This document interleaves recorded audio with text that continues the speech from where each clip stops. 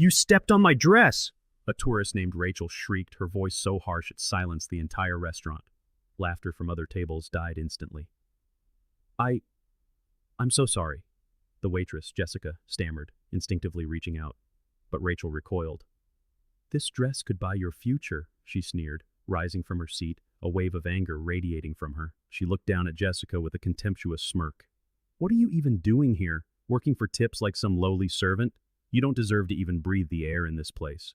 Before anyone could blink, the sharp crack of a slap echoed through the room. The restaurant was a symphony of quiet luxury, a place where the city's elite came to dine. Well-dressed business people closed deals over dessert, couples celebrated anniversaries with champagne, and tourists sought a taste of opulence.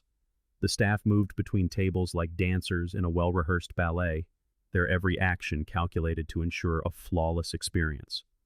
Jessica, a young woman in her mid-20s, was part of that team. For months, she had worked at the upscale establishment, using every shift to save for college.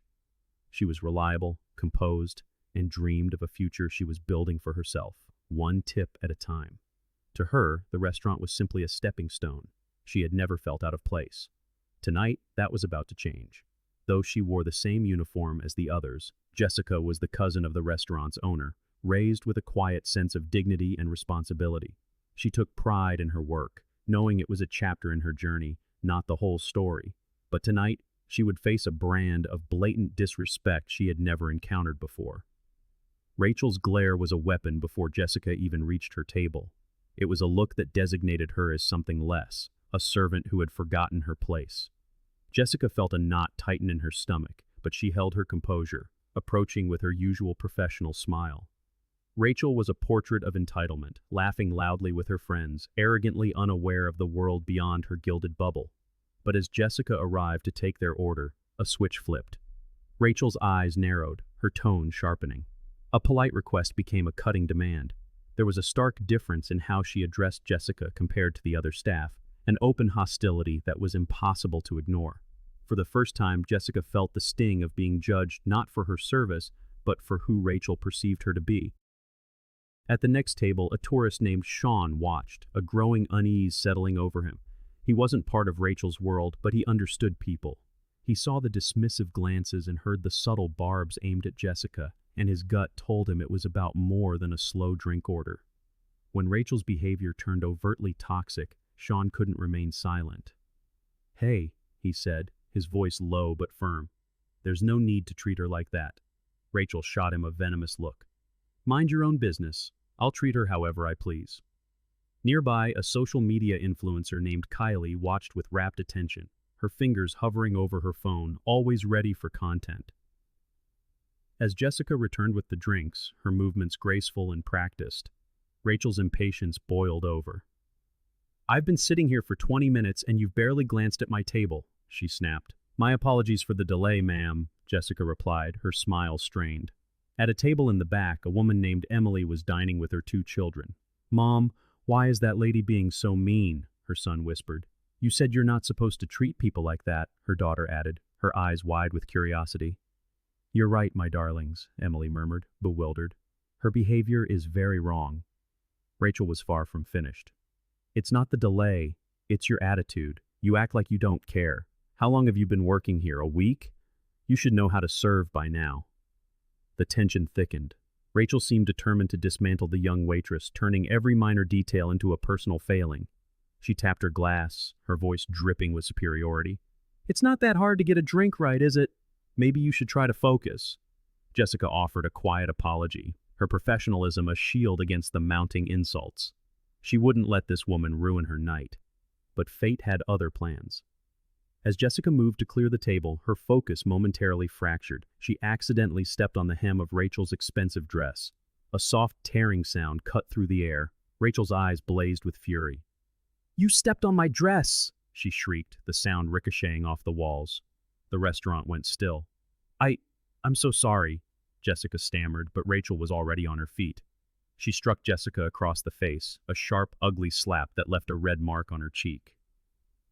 "This dress could buy your future," Rachel spat, her voice low and menacing.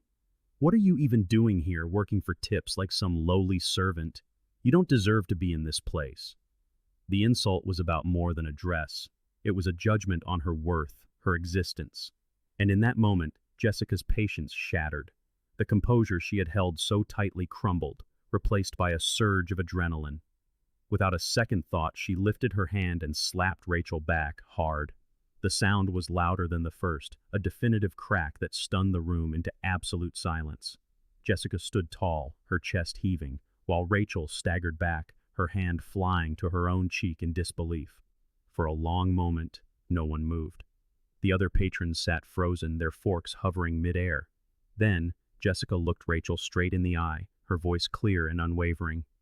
"I will not be treated that way," she said, each word resonating with newfound strength. "Not by you, not by anyone."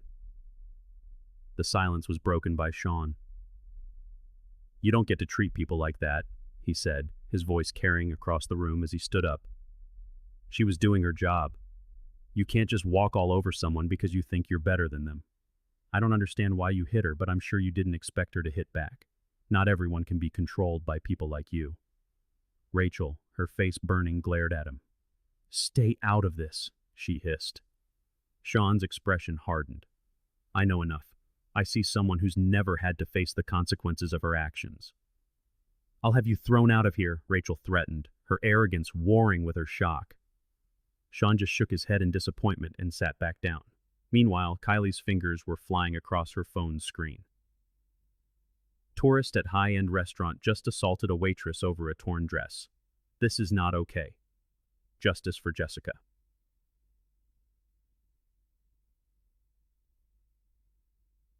The tweet ignited instantly, shares and replies flooding in as a digital firestorm began to brew.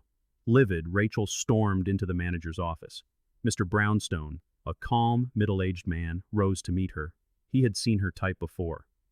"I want to speak to the person in charge," she snapped. "Your standards are a joke. I want that girl fired, and I want her to pay for what she did." "Do you have any idea who I am?" Mr. Brownstone's expression remained neutral. "I'm the manager, ma'am, and I'm aware of the situation. However, I think you'll find that Jessica has a connection to this establishment you might not be aware of." Rachel's anger faltered, replaced by curiosity. "What are you talking about?" "Jessica," Mr. Brownstone said evenly, "is the cousin of the owner of this restaurant, and several other businesses. They are a very successful family. She's not working here out of poverty. She's working here to pay her first college tuition herself, as a matter of principle." Rachel froze. The floor seemed to drop out from beneath her. She had assaulted the cousin of a powerful owner, all under the assumption she was a nobody. The realization dawned, painting her face in shades of humiliation and fury. Knowing she had lost, she spun on her heel and slammed the door behind her. As she strode out of the restaurant, Rachel made a silent vow. She would make Jessica's life miserable. She would drag her through the courts, ruin her reputation, and destroy her. Her wealth and connections had always been her greatest weapons, and she would use them to make Jessica pay for this humiliation.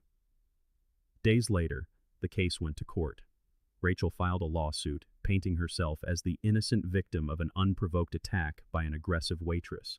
She walked into the courtroom radiating confidence, certain her status would ensure a swift victory. But that confidence evaporated when the judge took the bench. She recognized him instantly. He had the same strong jaw and clear, observant eyes as the man from the restaurant. It was Sean's father. The reality of her situation hit her like a physical blow. This was Judge Martin, a man renowned for his unshakable integrity, a man who already knew the truth. "Ms. Rachel," the judge began, his voice calm but resolute, echoing through the silent courtroom, "I have reviewed the evidence thoroughly. Your claim of an unprovoked attack is filled with inconsistencies." Rachel's face turned pale as the judge systematically dismantled her lies. "It is clear from witness testimony and security footage that you were the initial aggressor, and that Jessica acted in self-defense. Furthermore," he continued, his tone growing more serious, "I've learned that you have been spreading defamatory claims about Jessica's character. You will be held accountable for your actions." Rachel opened her mouth, but no words came. She was trapped. Her power, her money, it was all meaningless here. The courtroom was filled with a tense silence, the weight of judgment hanging in the air. Rachel sat at the defendant's table, her fists clenched, the reality of her defeat finally sinking in.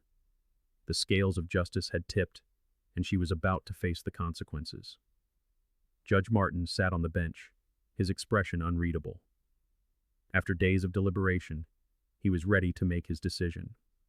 Rachel, once so certain of her superiority, could only wait for the gavel to fall. The glare from her attorney did little to calm the leaden feeling in her stomach. Just as she believed the arguments were concluded, the proceedings took a sharp, unexpected turn. The courtroom, which had fallen silent, seemed to hold its breath as the judge, a man known for his careful deliberation, leaned forward, his voice cut through the stillness.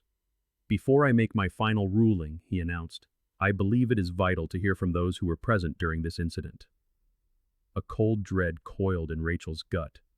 This was not part of the plan. In her mind, the case had been simple. She was the victim, and Jessica's behavior had been indefensible. But now, as the judge called for witnesses, she felt the collective gaze of the room shift toward her, a mixture of curiosity and judgment. "We will now hear from those present that evening at the restaurant," the judge continued, gesturing toward the door. "Let them testify to what they saw and heard." Slowly, one by one, they stepped forward. Sean, Kylie, Emily, and even Jessica's cousin, the owner of the restaurant. The weight of their combined perspectives was about to change everything. The first to take the stand was Sean, the tourist who had been sitting at a nearby table. He moved with an unwavering confidence, his gaze steady. Rachel's heart began to hammer against her ribs. Sean's voice, calm and measured, filled the courtroom. "I was at the restaurant that night, just a few feet away. I witnessed the entire exchange." His eyes met Rachel's for a fleeting moment before he continued, his tone firm. "I saw Rachel belittle Jessica from the moment she approached the table. There was no reason for that kind of disrespect. When Jessica accidentally stepped on her dress, Rachel exploded. I saw the slap." Rachel's hand struck Jessica's face first. It was loud, aggressive, and utterly unprovoked. He paused, letting the words hang in the air. Then, Jessica slapped her back. I was shocked, but I understood. Nobody deserves to be treated that way in a public place. Jessica stood up for herself. She had every right. Humiliation washed over Rachel, hot and sharp. Sean's testimony was a turning point, his account clear and damning. Next was Kylie, the woman who had live-tweeted the incident. Her phone had captured the moment, and now she was here to narrate it. "I was sitting at a table across from them," Kylie began, her voice steady. The tension was obvious, and it was clear Rachel had a bad attitude from the start. When the dress was stepped on, I saw Rachel lose control. She slapped Jessica, hard. It was shocking and completely uncalled for. She glanced at Rachel. "I felt I had to say something, so I tweeted about it. People needed to know what was happening. I couldn't just stay silent." The words stung like ice. Kylie's testimony added a public dimension to the private shame, highlighting Rachel's unchecked aggression. Then Emily, the mother dining with her children, took the stand. Her composure was absolute, but her eyes held a fierce intensity. "My 2 children and I witnessed the entire altercation," she said, her voice trembling slightly. "I saw Rachel raise her voice and insult Jessica without any provocation. When she slapped her, I saw the shock on Jessica's face. She was not the aggressor. I looked at my children, at the confusion in their eyes. They couldn't understand why someone would treat another person with such cruelty." Emily turned to the judge. "No one deserves that kind of disrespect. Jessica was forced to defend herself, and frankly, I'm proud that she did." Finally, Jessica's cousin, the restaurant owner, came forward. "I own the establishment," he stated, his voice carrying an innate authority. "Jessica has worked with me for a long time, and she has always shown incredible professionalism, even with the most difficult customers. When I heard what happened, I was appalled. For someone to treat her the way Rachel did is unacceptable. She did nothing wrong. I am proud of her for standing her ground." With each testimony, the walls of the courtroom seemed to close in on Rachel. The narrative she had so carefully constructed was being dismantled piece by piece before her very eyes. She had walked in here believing she could control the outcome with her wealth and privilege. Now she was facing the consequences, no longer a powerful woman, but simply a bully, exposed for all the world to see. Judge Martin fixed his gaze upon her. "After reviewing all the evidence," he declared, I find that the defendant, Rachel, has not only falsely accused Jessica of harassment, but has also engaged in the act of defamation. The word struck Rachel like a physical blow. Defamation, a label she never thought she'd wear. Furthermore, the judge's voice was resolute, it is clear the defendant fabricated details to justify her own misconduct. This court does not tolerate such dishonesty. Rachel's hands trembled. Her attempt at retaliation had backfired spectacularly. As a result, the judge continued, I hereby fine the defendant a substantial sum for defamation of character, in addition to the settlement awarded to the plaintiff. Moreover, your employer has been notified of these proceedings. You will face repercussions at your place of employment. The shame was unbearable. Her agency, her colleagues, they would all see her for what she was. The superiority she had built around herself for years crumbled into dust. As the judge's final words echoed, Rachel felt a deep, hollow void open within her. The courtroom whispers followed her as she walked out, her head bowed in defeat. Her pride, once her greatest armor, was now shattered beyond repair.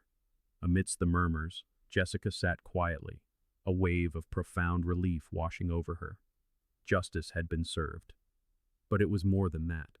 It was the support from Sean, from the online community, from her colleagues who stood behind her in the courtroom, a silent affirmation that she had done the right thing. Her courage to stand against privilege was not just her fight. It was a fight for anyone who had ever been made to feel small. As the gavel fell, Jessica finally exhaled. She had fought for herself, and in doing so, had inspired countless others. In the days that followed, Jessica returned to work with a renewed sense of pride. She was no longer just a waitress. She was a woman who had found her voice. You handled everything with grace, her cousin told her, his eyes shining with pride. Thank you, she said, her voice steady. It wasn't just about me. It was about proving we all deserve respect. While Jessica's life was moving forward, Rachel's was falling apart. Her agency issued a public statement, distancing themselves from her actions. Her career, once glowing, began to disintegrate. Her friends, facing criticism for their association with her, began to retreat. Some issued public denouncements, others simply cut ties. Betrayed and isolated, Rachel found herself utterly alone. Months later, desperate to reclaim her former status, Rachel secured an invitation to an exclusive party hosted by the business mogul Eliza Kensington. This was it, her chance at a comeback. She arrived in a sleek designer dress, her confidence a fragile mask. The mansion buzzed with the conversations of the elite, the very people whose approval she craved. As she made her way toward the hostess, a woman intercepted her.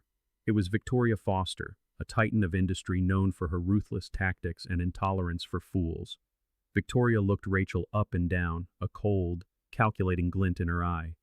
You're Rachel, aren't you? The one who slapped a waitress and torched her own career? The words were laced with mockery, sharp enough to cut through the party's ambient hum. Rachel forced a stiff smile. That's behind me now. Victoria smirked. Oh, darling, it's never really behind you, is it? Reputation is a funny thing. Once it's gone for good. You can play dress up all you want, but people like me, we see right through you.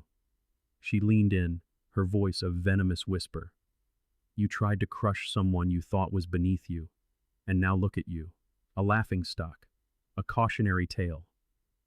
Victoria turned on her heel and walked away, leaving Rachel standing alone, stunned and profoundly humiliated.